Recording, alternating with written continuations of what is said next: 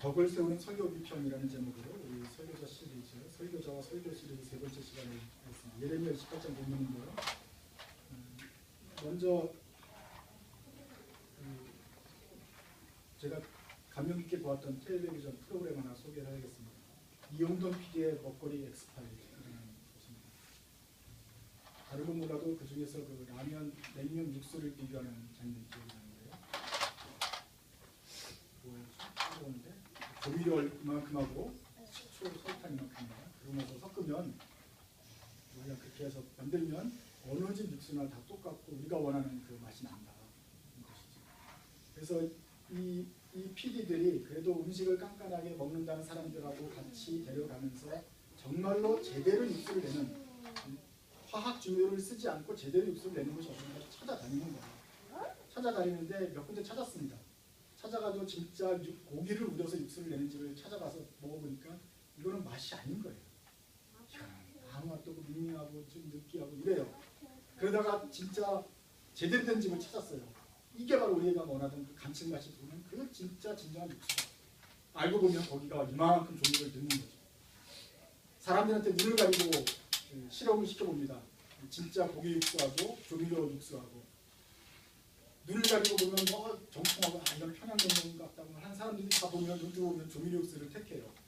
이런 것이 참 많습니다. 심지어는 그 음식을 만드는 PD조차도 어느 식당은 참 좋은 식당이라고 소개를 했다가 나중에 보니까 그것이 알고 보니까 조미료를 쓴 것이라는 걸 발각이 나서 또 권장 식당을 취소하는 일도 벌어지곤 합니다. 이렇게 평가하기가 쉽지 않습니다. 깐깐한 소비자도 속고요. 심지어는 PD도 속습니다. 그런데 제가 보기에는 음식 만드는 업자분들은 금방 속지 않을 것 같아요. 직접 이렇게 해보신 분들은 저 방송만 보고도 저게 정말 이게 대충 화면빨을 좋게만 포장을 한 건지 아니면 진짜로 육수를 정성껏 끓여내는 건지 금방 알 수가 있죠. 그분들은 해봤기 때문에 벌써 원가 계산이 나오는 것입니다. 저거는 도무지 안 되고 지금 반짝 저렇게 한 거구나. 금방 저 집이 통리를 남기는 집인지 아니면 저 정도 재료값이면 저 정도는 받아야 되는 거구나. 금방 계산이 나올 수 있어요. 아무리 다른 사람들이 저분은 저 집이 훌륭하다 그래도 업자들의 눈으로 보면은 금방 한계를 날 수 있다는 말입니다. 설교도 그런 거 마찬가지입니다. 설교자는 주의 말씀을 전하는 배달부라고 말씀드렸고, 그런 배달부가 있지만 그 사람 하나님 말씀을 전하는 배달부 역할을 할 뿐이지만 그래도 이 설교자의 관계도 중요하다고 그랬습니다. 어떻게 하면 이 관계를 계속 유지하면서 설교를 비평하면서 건설적으로 꾸려나갈 수 있을까 고민하면 좋겠습니다. 먼저 여러분한테 생각해 볼 것은 과연 우리가 설교를 비평할 수 있는가 하는 얘기입니다. 과연 일개 인간이 하나님을 나누는 말씀을 우리가 비평할 수 있습니까? 사람이 하나님 말씀을 비평하는 자체가 불경하다고 말하는 사람이 있습니다. 우리가 정말 감사함으로 열린 마음으로 하나님께 받아야 될 것입니다. 그렇지만 최소한 우리가 설교자의 전달 방식이나 표현이나 어떤 그 설교 구조 이런 거에 대한 우리가 비평을 좀 할 수 있지 않겠는가 하는 생각이 들죠. 비평을 할 수 있다고 해봅시다. 그런데 과연 우리가 하는 그 비평과 반응이 과연 공정하고 객관적인 평가가 될 수 있는가? 과연 그것이 우리 나라에는 막 생각을 해서 하지만 그것이 과연 합당한 평가가 되겠는가 하는 걸 좀 생각해 보려고 합니다. 벌써 여러분들은 오랫동안 설교를 들어왔습니다. 나면서부터 들어왔고 수십 년 동안 설교를 들었습니다. 그렇죠? 그렇기 때문에 내가 어느 정도 설교에 대해서는 전문가라고 듣는 것에 대해서는 이미 이력이 났다고 생각하는 분이 많으실 겁니다. 저도 설교를 하기 전에는 20년 전 그때는 설교를 들을 때 집중해서 들었고 꼼꼼하게 들었고 졸지 보지 않고 그 말씀을 받아들이려고 노력을 하면서 깨어서 들었기 때문에 그 정도면 내가 저 말씀을 어느 정도 분별할 수 있다고 생각을 했습니다. 그 뒤로부터 20년이 지나고 제가 설교를 해보면서 느끼는 지금은 좀 생각이 달라졌습니다. 과연 우리가 공정한 평가를 내릴 수 있는가? 먼저 이건 좀 구별을 해야겠습니다. 여러분들이 받는 어떤 주관적인 피드백이 있어요. 그 반응이 있어요. 이것과 평가는 좀 다르다는 것을 보셔야 됩니다. 반응은 있죠. 아유, 오늘 좀 길었네요. 아, 오늘은 조금 재미없었어요. 야, 오늘은 좀 웅크랬어요. 이런 어떤 그 기본적인 반응은 나올 수 있어요. 그건 그냥 주관적인 반응이고, 공정하고 어떤 객관적인 설교에 대한 평가는 하고는 좀 다른 것입니다. 설교를 오래 들어왔기 때문에 그 정도 평가할 수 있지 않느냐? 이것은 마치 내가 6학년을 갔다가 6번을 다녔다. 어떻게 공부를 못해가지고 6학년을 6번을 6년 동안 다녔어. 그럼 이제 다 잘 외웠죠. 6학년 과목은. 그러니까 6학년 선생님이 될 수 있다 하는 것과 똑같은 것입니다. 굉장히 재밌는 건데 별로 안 되시네요. 6학년을 3번 다니면 6학년 선생님이 될 수 있느냐? 그건 아니라는 거죠. 학생은 어쩔 수 없는 학생일 수밖에 없다. 그 한계가 있다는 것입니다. 설교를 오랫동안 들었다고 해서 설교에 여러분들이 전문가가 될 수 있다고 생각하는 착각을 일단 벗어야 됩니다. 그런 것을 깨닫지 못하고 하면은 우리가 공정하고 객관적이고 건설적인 평가를 한다고 스스로 착각할 수가 있다는 것입니다. 이게 제가 20년 동안 설교하면서 얻은 결론입니다.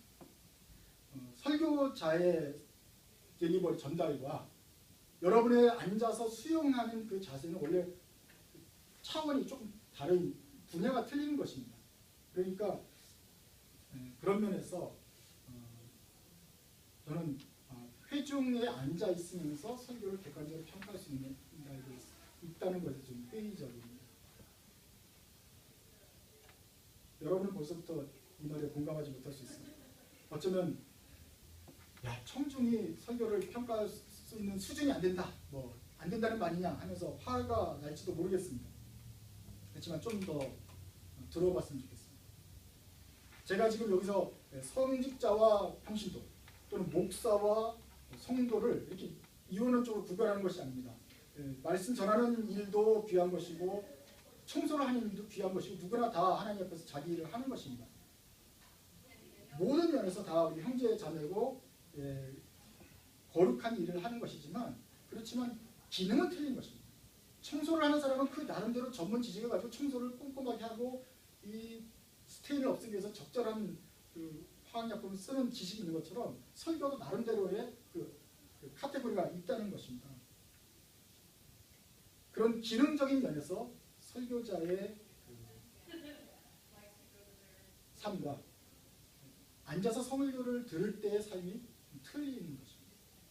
그래서 저에게도 마찬가지로 제가 설교를 하기 전에나 아니면 설교를 다 마치고 이제 은퇴를 해서 청중 가운데 있을 때도 저도 역시 청중 가운데 들어가면서 그 자세가 달라지게 되는 것입니다.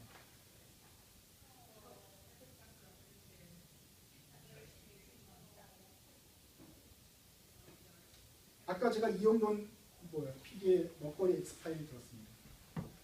아무리 냉면을 사랑해서 냉면집을 순회를 하고 그 맛을 아는 사람이 깐깐하다고 하는데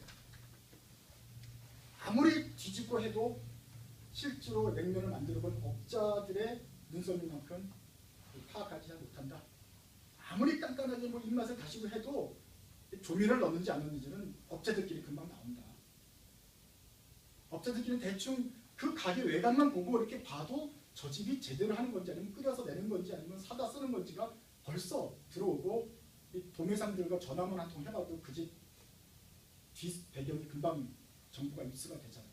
근데 우리는 잘 몰라요. 환자의 경우도 마찬가지입니다. 우리가 요즘 뭐 의료 사기도 많고 뭐 그래서 좋은 병원을 찾아다니면서 서치도 많이 하죠. 그래서 추천도 받고 가는데 과연 환자가 의사를 판단할 수 있느냐? 그게 잘 되느냐? 저게 정말 사기꾼 의사인지 아니면 진짜 의술을 펼치는 의사고 실력 있는 의사인지 환자 입장에서 참 어렵습니다. 보통 뭐 영어로 막 뭐라고 써놓으니까 저게 존스 홉킨스 된지 아니면 존스 홉킨스 대 일주일간 연수를 받고 온 건지 이거 알 수가 없는 거죠. 그렇잖아요. 그리고 정말 잘한다고 소문을 내는 것인지 아니면 진짜 잘해서 소문이 나는 것인지를 우리가 판단하기 어려워서 늘 고민이잖아요. 대복 수술했는데 이게 제대로 꼬맸는지 안 꼬맸는지 우리가 어떻게 알아요? 보지를 않았으니까. 그래서 참 어렵습니다. 그런데 의사들끼리는 금방 통하죠. 일주일 동안 미국 가서 골프 치고 연수증 받아온 거야. 일으킬 수 있고 저건 사람 비뇨기과인데 나중에 장사가 안 돼가지고 지금 성형외과를 바꿔가지고 하는 거 아니냐. 금방 이쪽에서는 정보가 나오는 거예요. 그렇지만 제 입장에서 우리 입장에서 의사가 어떤 의사가 진짜 의사인지 알기가 쉽지 않습니다. 어떤 그 전문가적인 집단의 생리가 좀 그런 것 같아요. 그 안에서 이너서클에서 보는 것과 밖에서 보는 것이 정보의 큰 차이가 있습니다. 목사 집단도 마찬가지입니다. 성경에서는 이제 목사를 두 종류 나누죠. 좋은 목자, 나쁜 목자, 참 목자, 싹군 목자.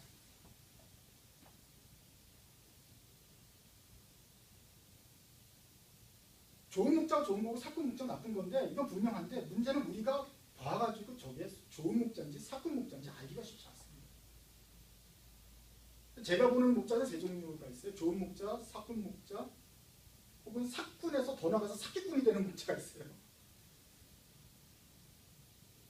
그러니까 만나보고 또 동년배고 친구고 이렇게 접근을 해보면 좋은 목사다, 착하다, 뭐 설교를 말빨이 좋고 못하고 그거 둘째없고 최소한 진실한 목사구나, 노력을 하는 거구나 하는 것과 그냥 날로 먹는구나,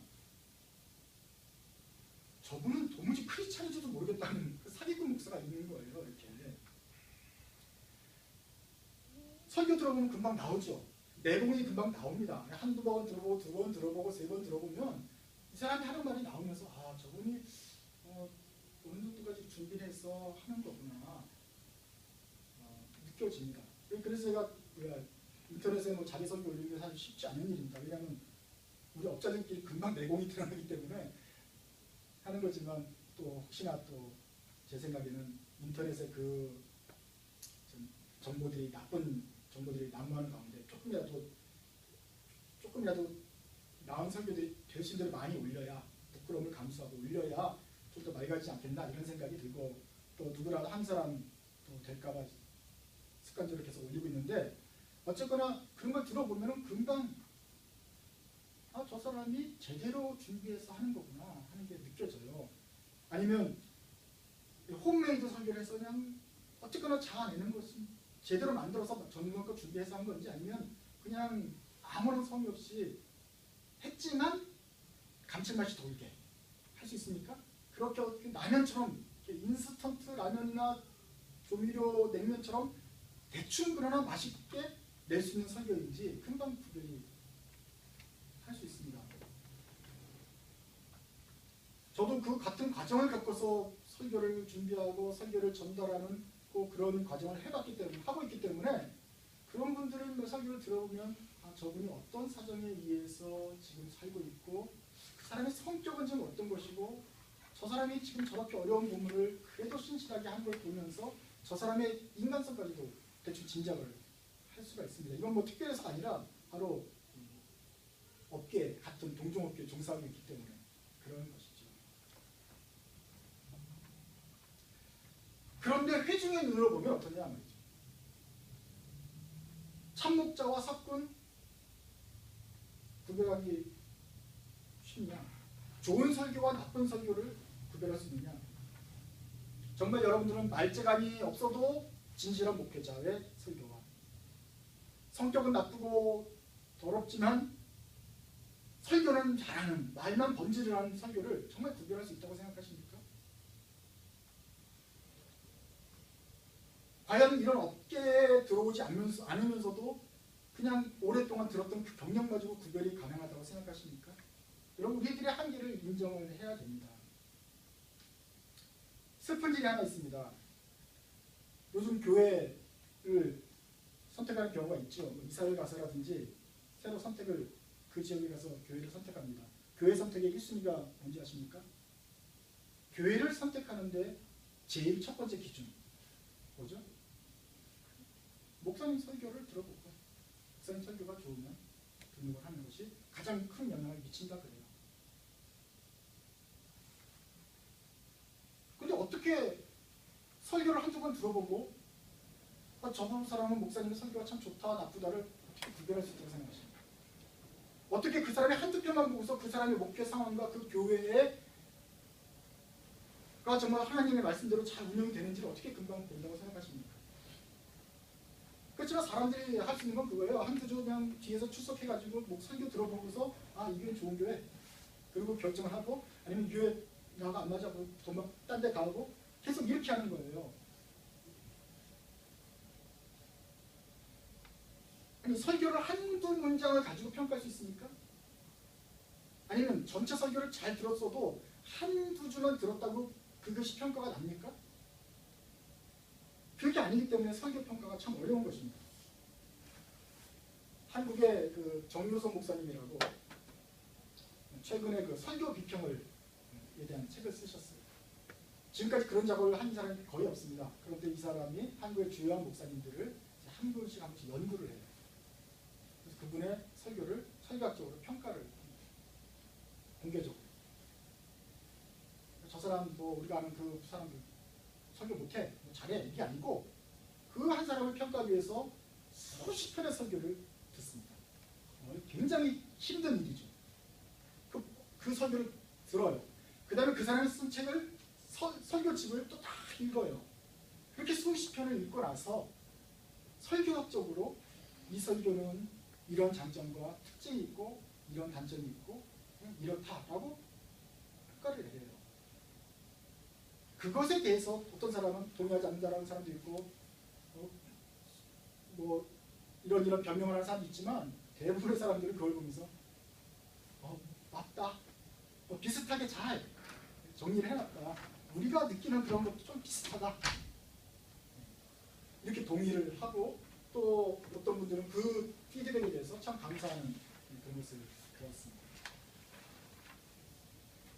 그렇게 수십 편을 읽고 그것을 가지고 정리를 해서 평가를 하게 되면 그건 목회자에게도 도움이 될 것이고 또 교회 전체에게도 도움이 될 것이지만 사실 그렇게 하기가 쉽지 않습니다.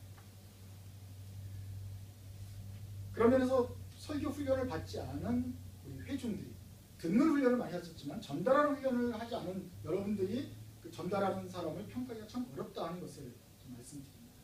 제가 20년 동안 설교를 해왔고 반대로 저희 집사람은 20년 동안 제 설교를 들어왔습니다. 그리고 나름대로 설교를 저도 평가를 해달라고 그러고 평가하는 법도 가르쳐주고 했지만 이게 사실 쉽지는 않아요. 그래서 그런 한계가 있다는 걸 저도 많이 절감을 합니다. 그런데 그런 상황인데 많은 초신자들이 또는 이제 막 교회 생활을 시작하신 분이 교회를 떠나서 다른 교회를 선택할 때 목사의 설교가 첫 번째 기준이 된다. 이게 참 안타까운 일이에요. 이게 현실적으로 참 쉽지 않은 일이다 하는 것을 제가 말씀드리고 싶습니다. 그러니까 뭡니까? 일단은 회중에 있으면 목사의 설교를 비판하면 안 된다 이런 말입니까? 도무지 평가하지 말라는 말입니까?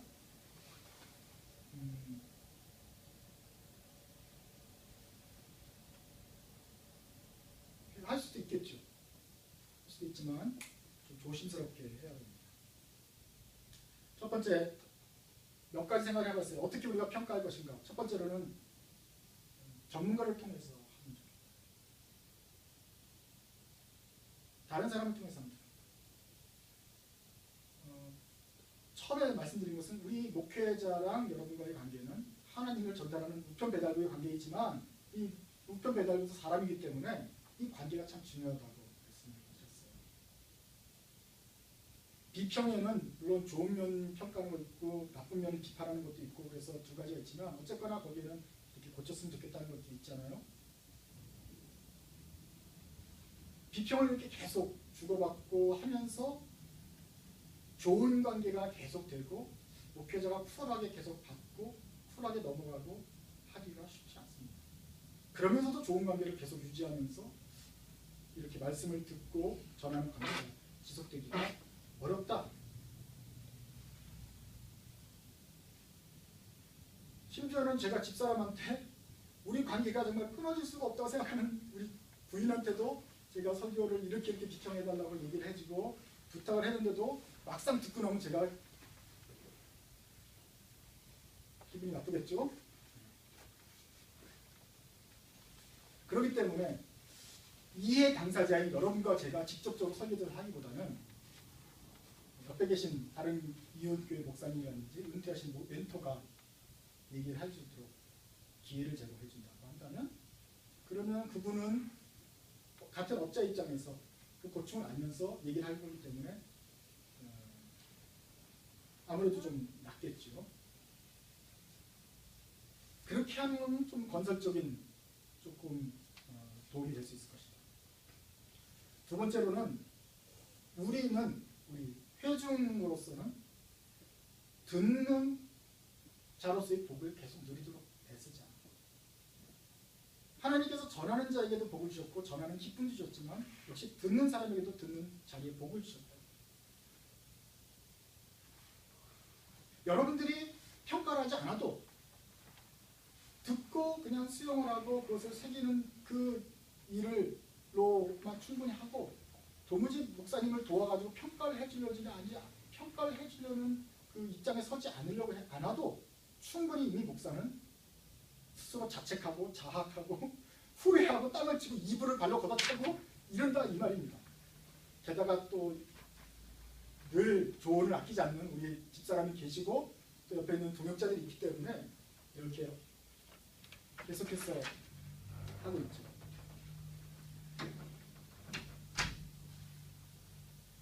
근데 어떤 경우에 우리가 설교를 비평하는 걸 갖다가 자꾸 이렇게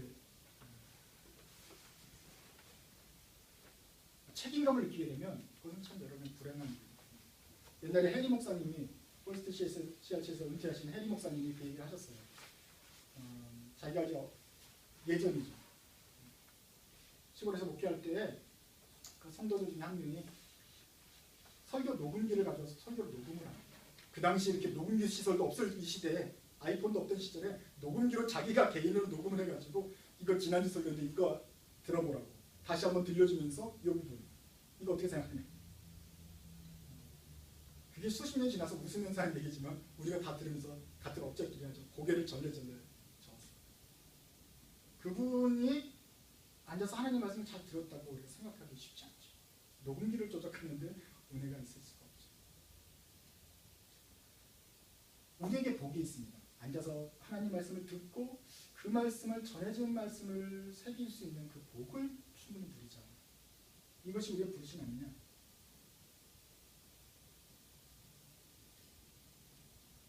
세 번째는 그래도 참다가 못해서 연말에 해주고 싶을 때가 있을 것입니다.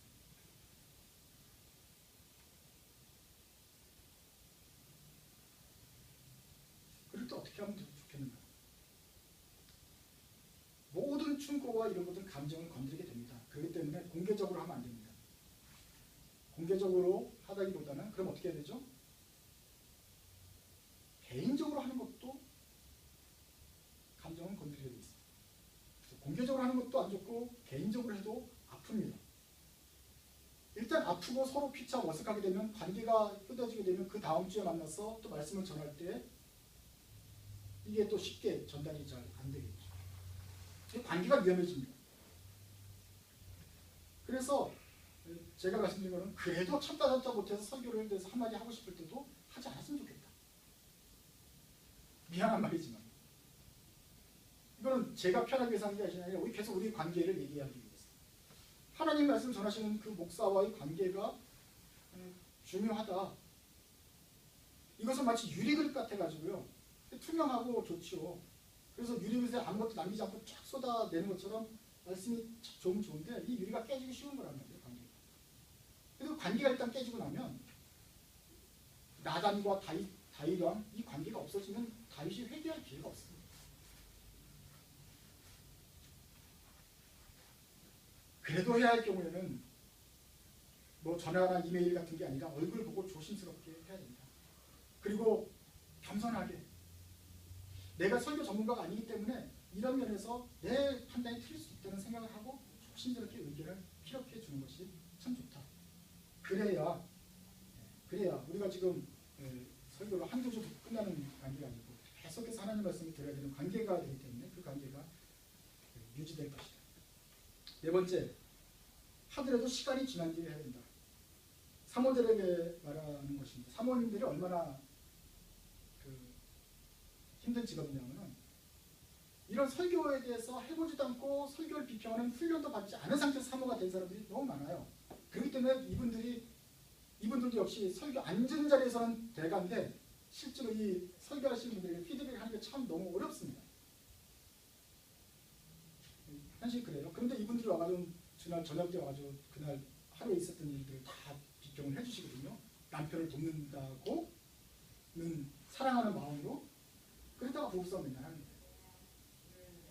이런 사모를 할지라도 앉아있다는 것 자체가 이게 잘 모르기 때문에 이게 싸운단 말이죠. 그래서 도움이 안 되는 비평만 계속해요. 그래서 사모님들한테 최소한 수요일 날까지 참았다가 그때 일요일 날 월, 화 쉬었다가 수요일 날 하고 나서 그때 해야 설교자도 이 긴장됐던 마음이 풀어지고 객관적으로 자기 거를 보면서 할 수 있을 때 그때 해야 그나마 이 상처가 덜하지 않겠나 하는 그런 얘기를 합니다. 다섯 번째, 마지막인데 샌드위치법을 해야 됩니다. 이것은 토스트마스터스에서도 연설을 비평할 때 하는 법이고요. 커피 브레이크에서도 인도자 훈련할 때 인도자들한테 소그룹을 인도하면서 생길 수 있는 예를 들어서 말씀하는 거죠. 이것을 우리가 연습하고 실행해야 됩니다. 샌드위치 벽이 뭡니까? 햄버거처럼 위에는 빵이 있고 밑에 고기가 있고 맨 밑에 빵으로 마무리하지 않습니까? 뭔가 하고 싶은 말이 있을 때 뭔가 좀 고쳤으면 좋겠다 할 때는 굉장히 구체적으로 그것을 이거는 이렇게 바꿨으면 좋겠다. 이렇게 구체적으로 말을 딱 짚어서 해야 됩니다. 그런데 그 전에 먼저 그동안의 수고와 노력을 칭찬하고 감사하고 어떤 이런 게 들어간 다음에 그 다음에 이제 고기를 넣어요. 넣고 나서 그 고기만큼의 또 빵을 많거나 더 많은 양의 칭찬과 격려를 집어넣어요. 그래야 이것이 건설적인 비판이 될 수 있다. 그동안 노력했고 수고하고 감사한데 그런데 요 구체적 요 점에 대해서는 스페시픽한 요 부분에 대해서는 조금 했으면 좋겠다. 근데 앞으로도 더 많이 격려해주고 제가 도와주고 그랬으면 좋겠다. 이렇게 끝내야 됩니다. 그리고 맨 마지막에 끝낼 때는 반드시 부드러운 격려와 감사와 이걸로 끝내야죠. 긍정적인 말로 끝내야 되죠. 이것을 책으로 배울 때는 참 그냥 웃기는 말이라 생각했어요. 사실 거두절미하고 짧게 빨리 요것만 문구만 간단히 하면 좋겠는데 이것은 세상 커뮤니케이션 그룹에서도 지키는 룰이란 말이에요. 하물며 우리가 계속해서 관계를 해야 될 사람들은 이게 굉장히 중요하죠. 제가 토스트마스터스 클럽에서 이 비평하는 훈련을 했었는데 거기서 그냥 기본 과제가 바로 이 세 가지 방식대로 해야 된다는 거죠. 뭐를 말하고 싶어도 틀린 걸 지적하는 시간은 있어요. 틀린 걸 지적하더라도 이 세 가지를 가지고 칭찬과 격려거리를 가진 다음에 같이 말해야 되고 끝날 때는 항상 긍정적인 말을 끝내야 된다. 이 말하는 게 참 힘들어요. 이 앞뒤를 빵을 만들어내는 게 더 어려운 것이죠. 이 훈련이 필요합니다. 이 훈련이 얼마나 좋냐를 제가 알게 되면 그걸 한번 해보면서였어요. 이런 거예요. 참 좋다. 그동안 너는 정말 옷도 예쁘게 입고 다채롭게 입고 그런 패션 감각이 있는지 몰라 이나야. 근데 지난주는 약간 그 보라색이 좀 튀었어. 좀 튀었던 것 같아. 근데 지금까지 너가 패션 감각을 해가지고 우리한테 얼마나 많이 영향을 줬는지 몰라. 그 다채로움과 창의력은 정말 하나님 주신 탤런트야. 앞으로 네가 진짜 더 멋진 옷을 입는 걸 기대할게. 이나야, 파이팅! 이나야 뭐라 그래? 이나야, 정말 기대해? 정말 고마워. 너의 그 수고? 그러면 이나는 파이팅도 좋고 이나도 땡큐.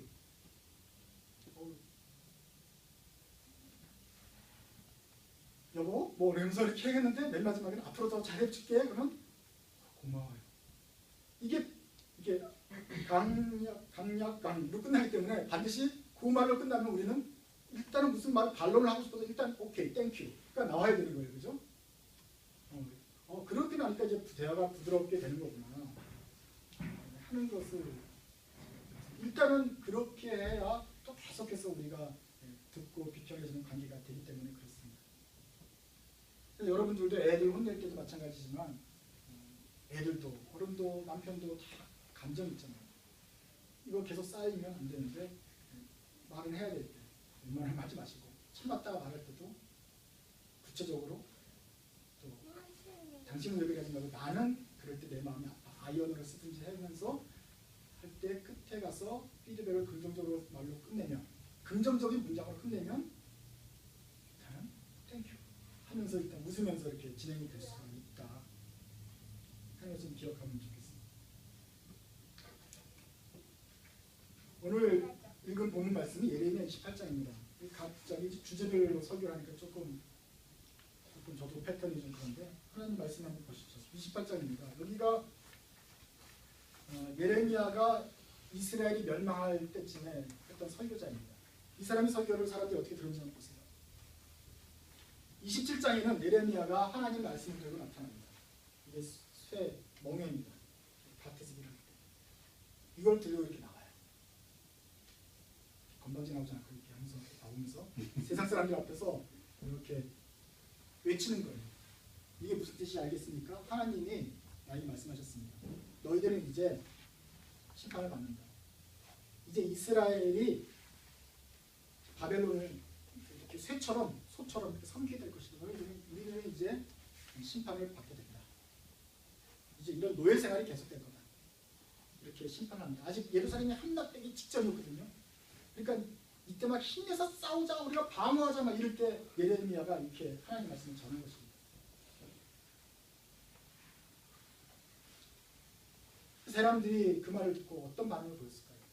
여러분들은 어떤 마음이 들겠습니까? 기분 나쁘고 슬프고 싫어요. 그리고 저 사람은 스파이 같아요. 힘을 합쳐도 될까 말까 이렇게 진을 빼는 예언을 하다니 저 거짓 예언자 아니냐 그래요. 바로 그때 하냐냐가 나옵니다. 이 사람도 예언자예요. 하냐냐가 나옵니다. 그러고 나서는 예레미야 일로 와. 그래서 이리 갔다가 딱 꺾습니다. 이걸 부숴요. 그러고 나서는 탁 던지고 나서는 이것처럼 하나님 나한테 말씀하셨는데 하나님 예레미야 이 목을 탁 꺾어버릴 것이다. 우리를 자유롭게 할 것이다. 잠시 동안 우리가 함락을 당할 수 있어. 그렇지만 2년 정도 지나면 곧바로 우리는 해방될 거야. 걱정하지 마 하면서 백성들이 원기를 도우니까 백성들이 와. 백성들이 보는 앞에서 예레미야 그럽니다. 나도 그랬으면 좋겠다. 하나냐, 나도 한 2년 만에 돌아왔으면 좋겠어. 그렇지만 내가 받은 하나님 말씀 그거 아니거든. 하나냐는 무슨 소리야? 2년 있으면 돌아와. 똑같은 하나님의 말씀 선지자라는 사람들 2명이 싸웁니다. 포로를 끌려가서 멍에를 맨다 그러고 어떤 사람은 꺾어버린다 그러고 그래요. 사람들은 이때 어떤 반응을 보이겠습니까? 여러분이라면 어떤 말씀에 더 은혜를 받겠어요? 28장 11절 보면 맨 마지막에 예언자 예레미야가 그 자리를 떠났다. 이래 되었어요. 하나냐가 이 목에 벗겨서 이와 같이 꺾어버리겠다 하고 할 때 예언자 예레미야는 그 자리를 쓸쓸히 떠납니다. 아마 백성들이 예언자 느헤미야의 말을 귀담아 듣지 않았을 것입니다. 누가 보기에도 멋있죠. 이렇게 매는 것보다는 바삭 꺾어가지고 꺾어서 내동댕이 치고 우리는 2년 만에 다시 한번 하나님을 회복하실 것이다. 하나님의 은혜와 능력이 자비롭고 한이 없다. 이 하나님을 더욱 믿자. 힘쓰자. 이런 것이 더 있어 보이지 않습니까? 그래서 하나냐가 인기를 확 얻고 예레미야는 쓸쓸히 퇴장합니다. 그 사람들이 듣는 백성들이 그냥 백성들이 아니에요. 이스라엘 백성입니다. 하나님의 말씀과 예언자의 말을 듣고 율법을 암송하는 사람들이에요. 나름대로 전문가들이라고 생각했던 사람들이에요. 근데 그 사람들은 하나님의 예언을 분별할 능력이 없었어요.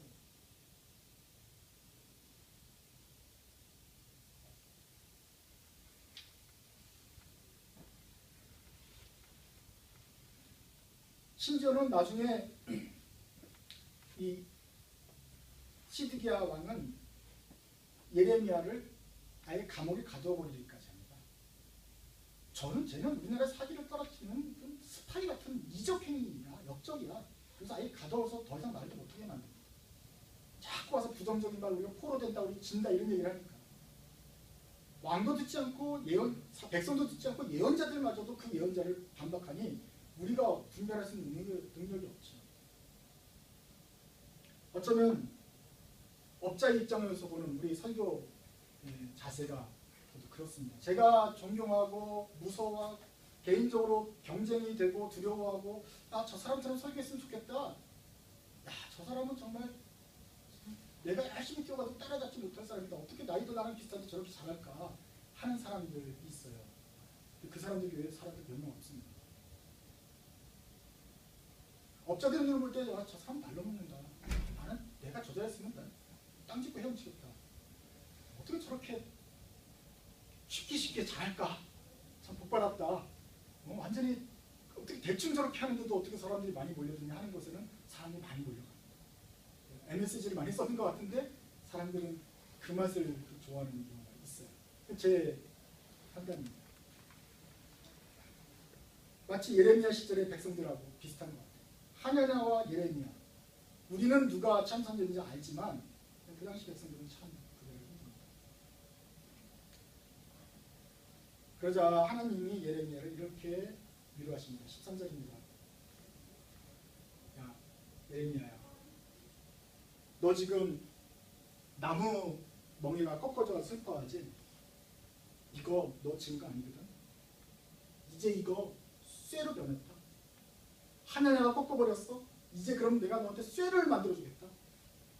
이거는 아무리 사람이 꺾어도 내가 만든 이 예언은 바뀔 수가 없어. 이건 쇳덩어리가 돼가지고 아무도 꺾을 수가 없게 된다. 그러면서 말씀하십니다. 내가 하냐냐 그 나쁜 선지자는 내 이름을 빙자해서 거짓 예언을 했기 때문에 올해 안에 죽는다. 그리고 17절에 예언자 하냐냐가 바로 그의 7대짜리 죽습니다. 왕도 구분하지 못했고 백성도 구분하지 못했고 예레미야 선지자까지도 코가 빠져가지고 뒤로 물러날 수밖에 없었는데 하나님만이 그 거짓 예언자를 재판하시고 죽이세요. 이러면서 우리가 결과적으로 저 사람이 참 예언자구나 알게 되는 거죠. 그만큼 참 설교를 평가하고 하나님 말씀이 어떤 것이 진짜인지 우리가 보기가 힘들다는 것입니다. 그러면서 우리는 어떻게 해야 됩니까? 어떻게 하나님 말씀을 봐야 됩니까? 믿음으로 받아야 됩니다. 일단은 우리가 전해진 하나님 말씀이 저게 진짜 하나님 말씀이겠거니 생각하고 그것을 믿는 믿음으로 열린 마음으로 하나님께서 무엇을 말씀하시든지 언젠가는 필요가 있겠지, 내게 필요가 있겠지, 모든 사람에게 필요가 있겠지 생각하면서 열린 마음으로 감사함으로 받아야 합니다. 그러고 나서는 자기 생각으로 판단하거나 필터를 거쳐서 받지 말고 다 받은 다음에는 과연 그것이 어떻게 되는지 두려움과 떨림으로 지켜보는 것입니다. 만약에 우리가 주신 하나님이 살아계신 하나님이 있다면 거짓말한 설교자는 하나님이 그의 생명을 꺾으실 것이다. 어떻게 되는지 한번 지켜보자. 과연 참 예언이라고 한다면 하나님께서 계속 그 입을 열어서 하게 하실 것이다. 비록 오기 같지는 않더라도 그러나 그 말씀이 바르다는 것을 알게 하실 것이다. 이것이 우리가 기대하는 하나님의 능력입니다. 비록 세상의 환경이나 것이 우리가 참 분별하기 힘들지라도 하나님께서 조만간에 분별할 수 있도록 상황을 열어주실 것이다. 우리 우리가 설교를 들을 때 바로 이러한 믿음이 필요합니다. 주님의 말씀이 설교자를 통해서 가감없이 전해지게 하시고 바른 설교자 입을 통해서 전해지게 하시고 만약에 앞에 설교자가 잘못되었으면 차차차차 계속 고쳐나갈 수 있도록 주님 고쳐주시고 어떤 기회가 되든지 그가 깨우쳐서 설교를 잘할 수 있도록 도우시고 우리들이 하나님의 말씀을 받고 성장할 수 있도록 주님이 역사해 주십시오. 이것이 우리가 가는 믿음입니다. 이럴 때 우리 모두가 하나님의 말씀을 받고 그 안에서 성장하는 그런 믿음이 열매가 있을 줄 압니다. 같이 기도하겠습니다. 이 시간 같이 시작한 우리 머리를 숙여서 기도하겠는데요. 하나님께 우리가 들어왔던 설교, 우리가 듣고 묵상하는 말씀들, 접하는 말씀을 통해서 하나님 뜻을 잘 알 수 있게 해달라고 같이 한번 기도하겠습니다. 주님께서 하나냐와 예레미야의 논쟁에 개입하셔서 말씀을 드러내신 것처럼 우리에게도 말씀하시고 우리 백성들이 갈 바를 가르쳐 주시옵소서. 같이 한번 기도하겠습니다.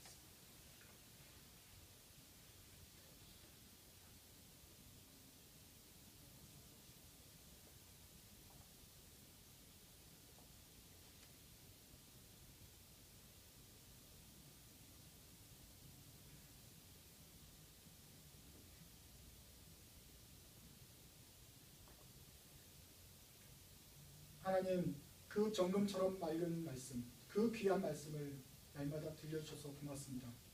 세상에 많은 사람들이 있지만 주님의 선하신 뜻 가운데서 부족한 죄인들을 친히 택하고 부르셔서 이 자리에서 날마다 하나님 말씀을 듣게 하시니 감사합니다.